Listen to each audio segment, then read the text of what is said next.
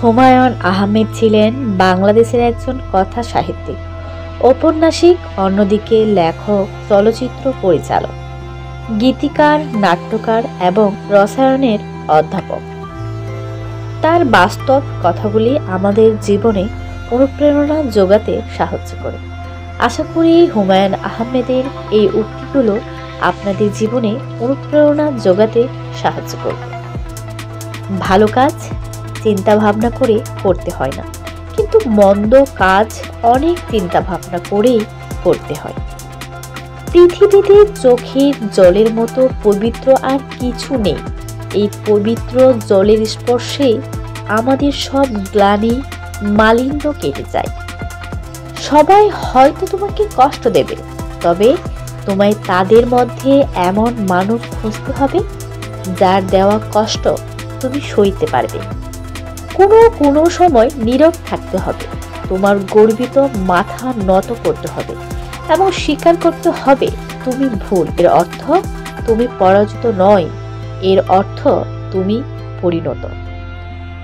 আমাদের চারপাশে অনেক অপূর্ব দৃশ্য থাকে, কিন্তু মন দিয়ে আমরা কখনো তা দেখি না। সময় শেষ হয়ে গেলে আমরা হাহাকার করি। আজকের এই দিনটি তোমার সেই ভবিষ্যৎ যা তুমি গতকাল চিন্তা করেছিলে। সাধারণ হওয়াটা একটা অসাধারণ বিষয়, সবাই সাধারণ হতে পারে না। আপনি কখনোই একসঙ্গে সকলকে সুখী রাখতে পারবেন না, কেউ না কেউ আপনার প্রতি অসন্তুষ্ট থাকবে। দুঃসময়ে অপমান গায়ে মাখতে নেই। চাঁদের এক মায়াবী ক্ষমতা রয়েছে, কারণ চাঁদের আলোয় পরিচিতকেও অপরিচিত লাগে। নিজে ভালো থাকতে চাইলে তোমাকে স্বার্থপর হতে হবে, আর মানুষের কাছে ভালো থাকতে চাইলে তোমাকে নিঃস্বার্থ হতে হবে। ভালোবাসা ও ঘৃণা দুটোই মানুষের চোখে লেখা থাকে। কাউকে প্রচণ্ডভাবে ভালোবাসার মধ্যেও এক ধরনের দুর্বলতা আছে। যে মানুষ যত বেশি গম্ভীর, সে মানুষ তত বেশি রাগী, তবে তার মধ্যে ভালোবাসাও থাকে ততটাই বেশি।